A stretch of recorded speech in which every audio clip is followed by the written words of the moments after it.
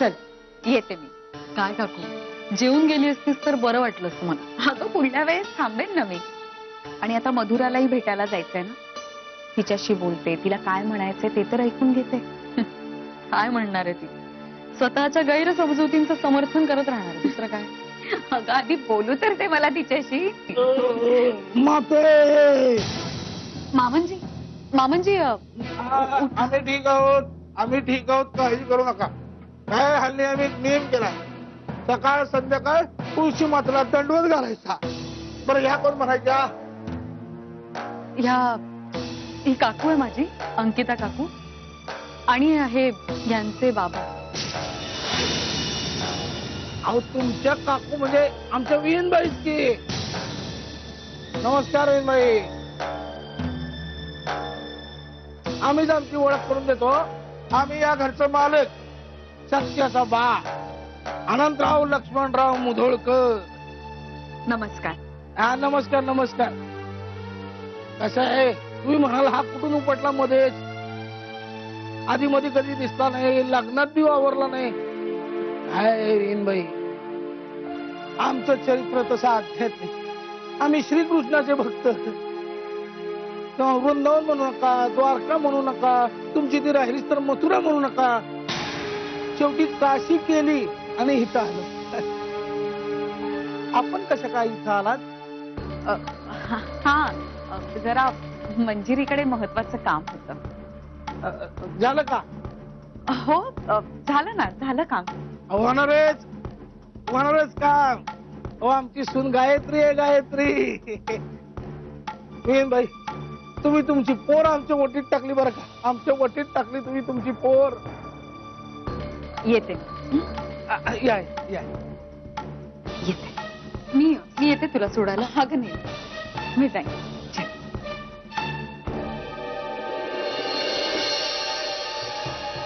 येत राहा अजून मधून. हा बरं का सुन गेली होई, जाऊ दे.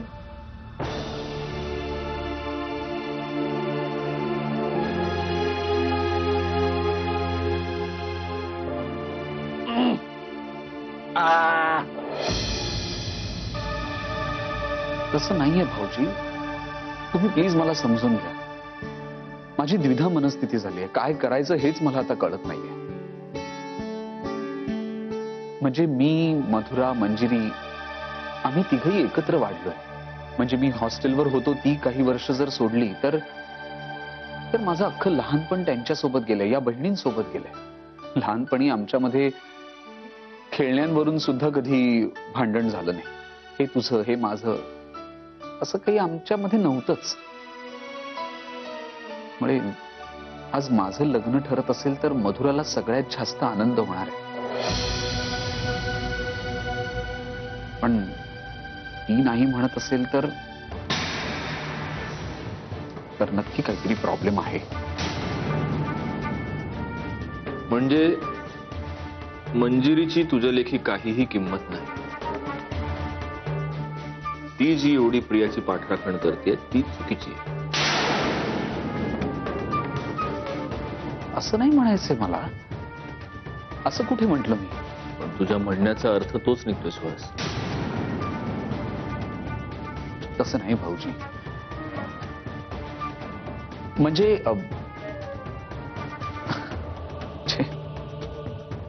सगळ्यांना गोंधळच उडालाय. मला काही कळतच नाहीये. सुहास एक सांगू का, असं गोंधळून जाऊ नकोस.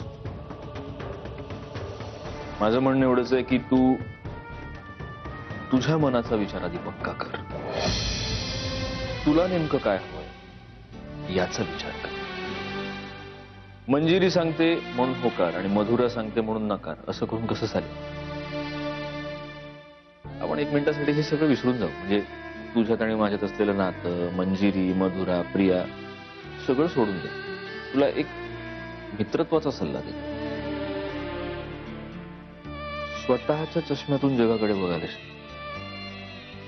तू जर दुसऱ्याच्या चष्म्यातून जग बघायला गेलंस तर ते तुला कधीच स्वच्छ दिसणार नाही.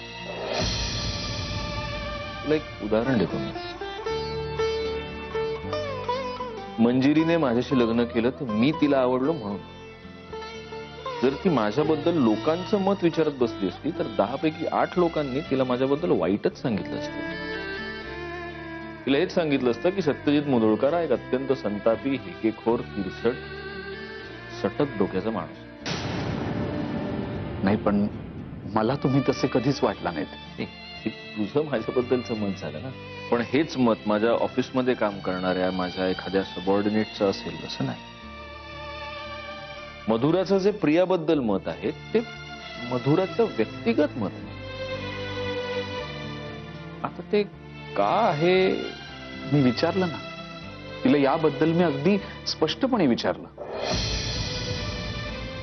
पण तिने मला काहीच सांगितलं नाही. मी आता काहीही सांगू शकत नाही असं म्हणाली ती. मला ऑनेस्टली सांगतो, तुला प्रिया पहिल्याच भेटीत आवडली होती? हो. इतकी आवडली होती की तू तुझ्या आयुष्याचा एक अत्यंत महत्वाचा निर्णय बदललास. त्यावेळी तू फक्त तुझ्या मनाचं ऐकत होतास आणि आताही तू फक्त तुझ्या मनाचंच ऐकावं असं माझं म्हणणं आहे. तुला कळतंय मी काय बोलतोय ते?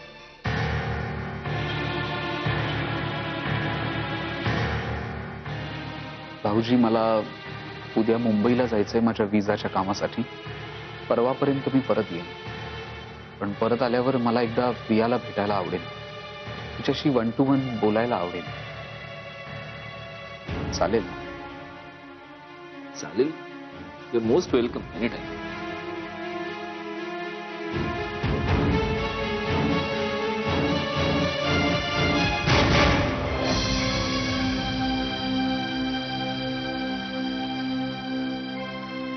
आई आई मी सुहासचं बोलणं यांच्या कानावर घातलंय. आता ते बोलणार आहेत सुहासशी. म्हणजे आज तो त्यांना ऑफिसमध्येच भेटायला जाणार होता. आता बराच वेळ झाला यांचा काही फोन नाही, म्हणजे कदाचित त्यांचं बोलणं सुरू असेल, नाही का? सगळं काय ते एकदा नीट पार पडू दे म्हणजे झालं मग. चांगली अद्दाला झडत. अरे होय, काय सोडा त्याला. आणि कोण आहात तुम्ही? मी शेजारच्या देशमुखांचा ड्रायव्हर. हा कार्टा कंपाऊंड मध्ये घुसून कैऱ्या पाडत होता. इथे राहतो बोलला म्हणून इकडे घेऊन आलो. हो, हा आमच्याचकडे राहतो. आमच्या बाईसाहेब खूप चिडलेत. सॉरी, त्यांना सांगा मी स्वतः येऊन त्यांची माफी मागेन आणि असा प्रकार पुन्हा होणार नाही. हा, सॉरी. ठीक आहे, येतो मी.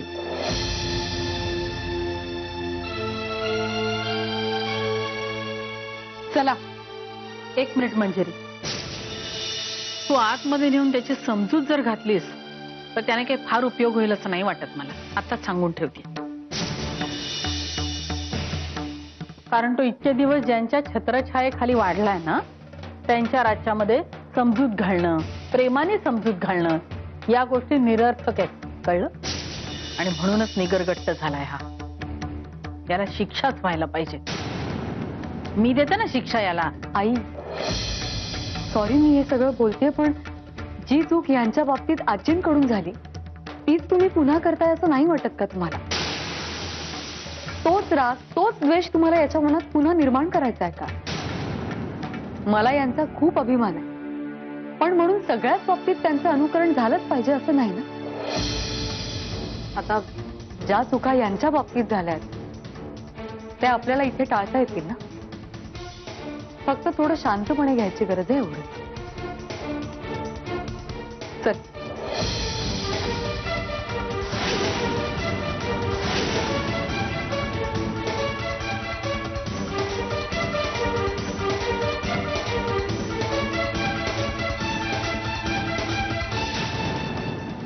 चल चल, इथे उभं राहाय, कळलं? अजिबात इथून हलायचं नाही.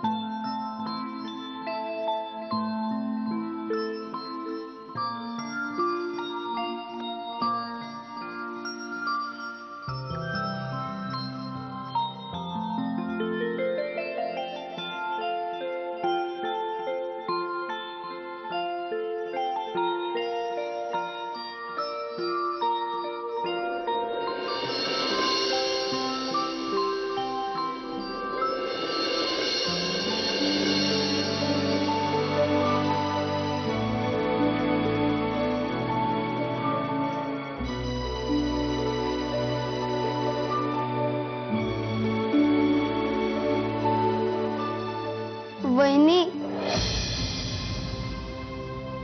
पाय दुखतेत. बसू? नाही नाही, खाली खुर्चीवर नाही.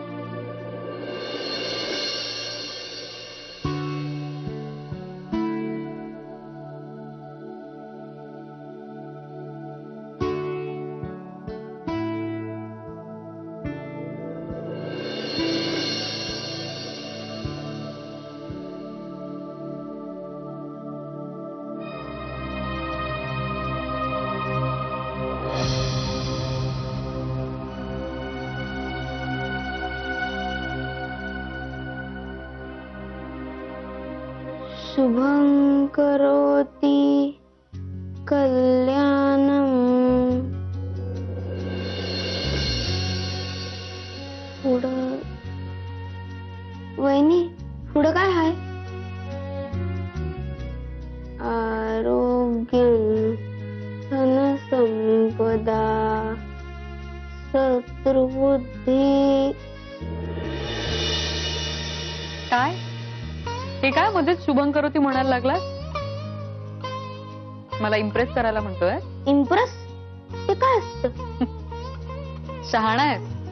ये ये इकडे ये.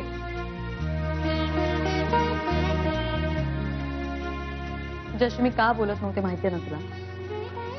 चोरी करणारी माणसं मला अजिबात आवडत नाहीत, आणि एकदा सांगून सुद्धा तसं वागणारी माणसं तर मला अजिबात आवडत नाही. इथून पुढे शहाण्यासारखं वागायचं. वागशील ना? वय तू जे बोलशील तेच मी करणार. Good boy. आणि हे काय, केस किती कोरडे झालेत तुझे. तेल लावत नाही, काही नाही, अजिबात कुणाचं ऐकायचं नाही. बरोबर ना? चल.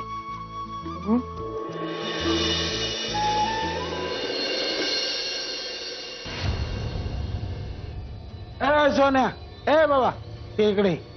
अरे इकडे ये. बस खाली, बस बस. अंगस काय बा? सोन्या, चोरी केलीस म्हण तू. काय चोरलंस रे? कैऱ्या? नाही. अरे कुणाच्या पाकिटावर हात मारायचा कैऱ्या चोरतोस होय? कसं? ते मी आम्ही शिकवायचो आहे रे. आईला चड्डी घालाय आम्ही शिकवायचं, नाडी बांधावी आम्ही शिकवायचं.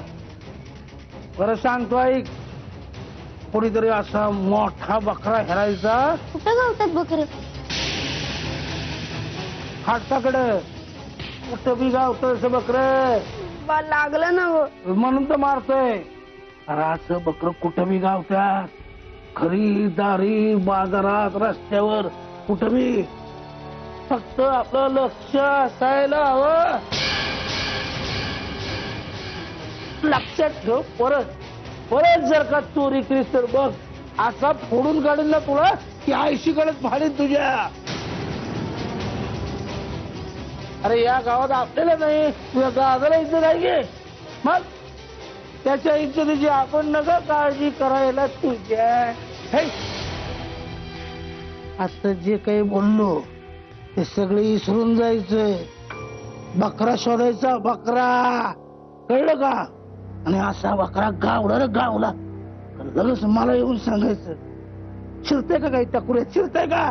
शिरते का? हा? मंजिरी, काय आहे? त्या मुलानं काय चोरी केली? जाऊ द्या ना. तुम्ही आवरून घ्या, मी जेवण गरम करते तुमच्यासाठी. ठीक. मंजिरी, विषय टाळू नकोस. अहो सोडा ना, लहान मुलगा आहे तो. तर लहान लहान करून डोक्यावर बसव त्याला. काही झालेलं नाहीये. त्या देशमुखांच्या कंपाऊंड मधल्या कैऱ्या तोडल्या त्याने. त्यांच्या ड्रायव्हरने बघितलं आणि तो त्याला इथे घेऊन आला. हेच कारण आहे म्हणून सांगत होतो ते लटांबर घरात नकोय मला. तो माणूस आयुष्यभर ग्रहण बनून लागलाच आहे माझ्या मागे. आता हा मुलगा 4 चौघात शेजाऱ्या पाजाऱ्यात माझी नाचक्की करत फिरे. जाऊ द्या ना, लहान मुलगा आहे तो. मी समजावून सांगितलं त्याला, तो परत नाही करणार असं. हे घ्या. आणि हो, सुहास भेटला ना तुम्हाला? काय म्हणाला? भेटला, आला होता ऑफिसला. बोललो त्याच्याशी मी. तो परवा प्रियाला भेटणार आहे. काय? मी खोटं बोलत नाही मंजिरी, कारण मी चोरी करत नाही. अहो तसं नाही, पण प्रियाला सांगायला हवं ना. तुम्ही सांगितलं का? तुम्ही बोललात प्रियाशी? मी का बोलू? मी का बोलू? हा सगळा घाट तू घातलायस ना, मग तू जाऊन बोल. बरं बाबा, मी सांगते. ठीक आहे, आलेत. आणि या सगळ्या आनंदाच्या भरात आपल्याला एक नवरा आहे आणि त्या नवऱ्याला भूक लागते हे विसरू नका. अहो असं काय करताय? तुमच्याचसाठी जेवणाचं ताट करायला चाललीये मी.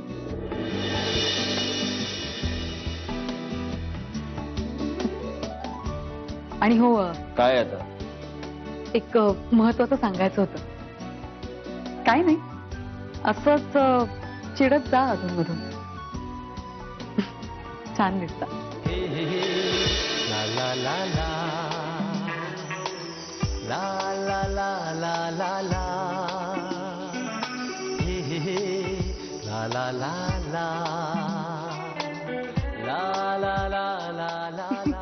आले.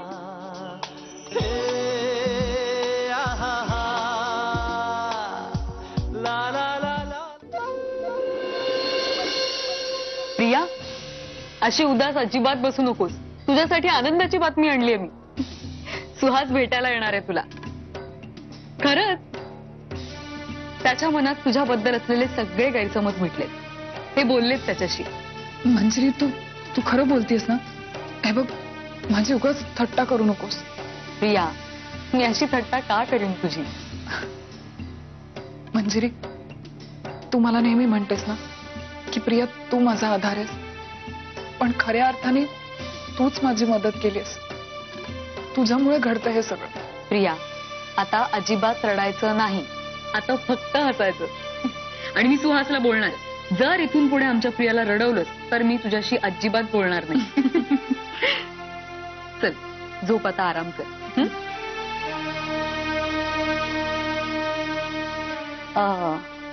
प्रिया, तुला आठवतं मागे एकदा तू मला सांगितलं होतंस की तुझं एका मुलावर प्रेम होतं? काय झालं ग त्याचं? ते म्हणजे जाऊ दे ना मंजिरी, आता कशाला त्या गोष्टी उकरून काढायच्या. माझ्यासाठी तो विषय केव्हाचा संपलाय. अगं नाही, म्हणजे तुला त्रास व्हावा हा हेतू नाहीये माझा, पण असं होऊ शकतं ना की उद्या तुझ्यात आणि सुहास मध्ये हा विषय निघू शकतो. मग तेव्हा तू काय करणार आहेस? सुहासला त्या मुलाबद्दल सांगणार आहेस की तुला काय वाटतं मी काय करायला हवं? मला विचारशील तर तू सुहासला त्या मुलाबद्दल सगळं खरं खरं सांगून टाक. अगं पण हे सगळं ऐकून जर त्याने त्याचं मन बदललं तर? अगं तूच म्हणालीस ना तुझ्यासाठी हा विषय संपलाय म्हणून. हो संपलाय, पण तू जसं माझ्यावर विश्वास ठेवलास तसं तोही ठेवेल असं कशावरून? प्रिया, आपण आपलं मोकळ्या मनाने सांगावं ग. विश्वास ठेवायचा नाही ठेवायचा हा सर्वस्वी समोरच्याचा प्रश्न असतो. बरोबर आहे मंजिरी, आता मी ठरवलंय तू सांगशील तसंच करायचं. आणि मी सांगेन, मी सुहासला सगळं खरं खरं सांगेन.